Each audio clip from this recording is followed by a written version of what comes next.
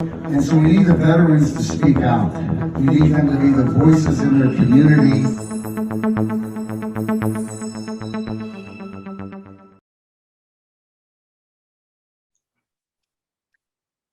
Good morning, guys. So today with me here, I have Pasquale Scopelliti and Joe Kent. Quick introduction. Pasquale has written Make America Great Again manifesto, which is prefaced by General Flynn, and he has proven to be a very insightful strategist. He is an ambassador for Veterans for America First, and specifically, he is on our advisory board for community engagement. Okay.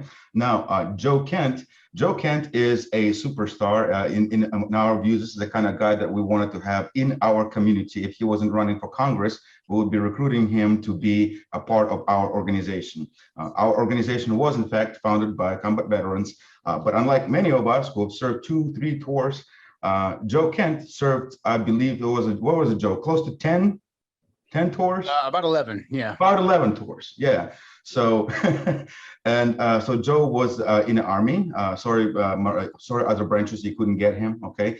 But he was a Ranger, and he ended up being in Special Forces, doing some really important things to protect our nation from foreign enemies. And now he's back here trying to protect our nation from domestic enemies. I'm gonna lead in with a little joke and just want you guys to take a look at something that I just found out here this early morning. Okay, I found out that a group of baboons is actually not called a Congress.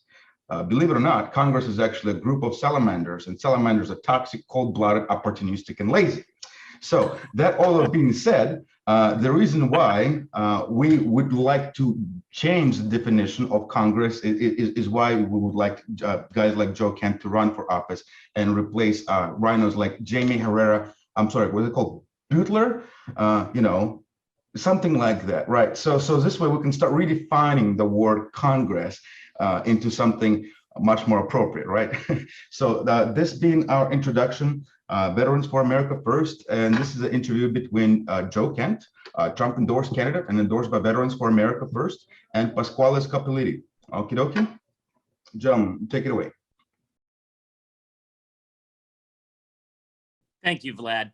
Hey, Joe, I'm really honored to be here with you. 11 tours is simply an amazing thing. And I know from my conversations with Vlad that the opportunity to endorse you is something that he was thrilled to lead the charge on here at Veterans for America First. And so in our conversations, as you know, Joe, we've decided to begin standardizing a process where we put out videos for those that we endorse at our site that you can link to, and that we want as many people to see as possible, where you get to talk about your relationship to the MAGA movement and its core 10 principles. And so I'm going to be asking you some questions about that very briefly. But before I do that, I'm going to go ahead and just read our 10 principles that come from candidate Trump's very last rally, the morning of November 8th, before the voting started that Tuesday morning. So these are his 10 points that truly do define the MAGA movement. And I'm going to read them right now, and then we can talk about any of them that you're most interested in by way of agreement, disagreement, or anything else, Joe. So here they are. Here are the 10 planks of MAGA as President Trump outlined them that early morning. Number 1, remember the forgotten Americans. Number 2, rule of law. Number 3, American jobs. Number 4, quality of life for every American. Number 5, heal our cities. Number 6, build the wall. Number 7, make America wealthy again. Number 8, make America strong again. Number 9, make America safe again. And number 10, make America great again. Do you have any place you'd like to get us started, Joe? We're going to start at the top. I mean, these are all great. I mean, there's a lot to be said about all of them. So I'm totally fine with just going down the list.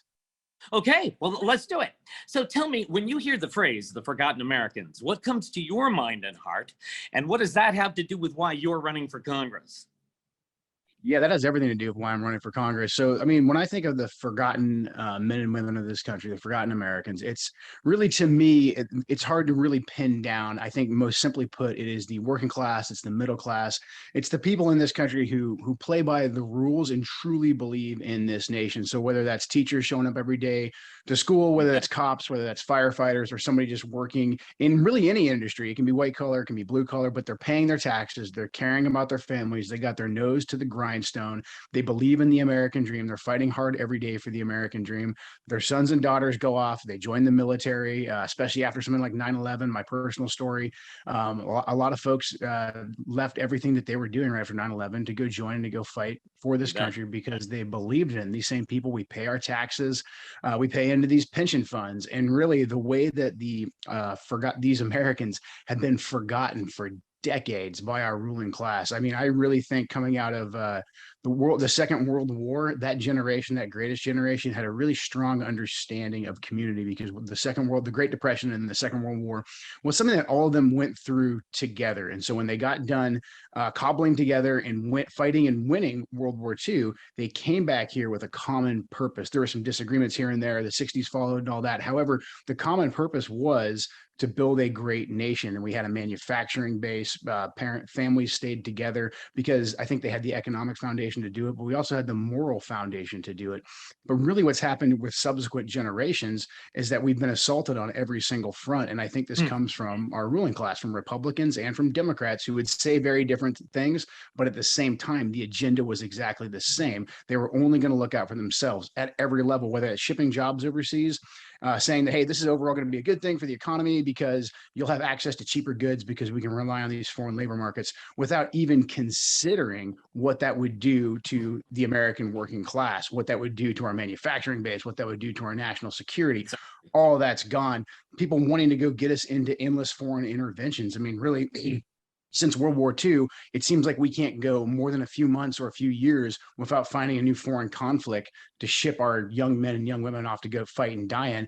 And again, who benefits from that? It's not the working class. It's not the forgotten men and women. They have to keep paying their taxes, sending it overseas. Just for my generation, the post 9/11 generation, I mean, we spent $9 trillion in the wars in Iraq and Afghanistan, and the world is a worse place for it. America is a worse place for it. We lost 7,000 of our honored dead there.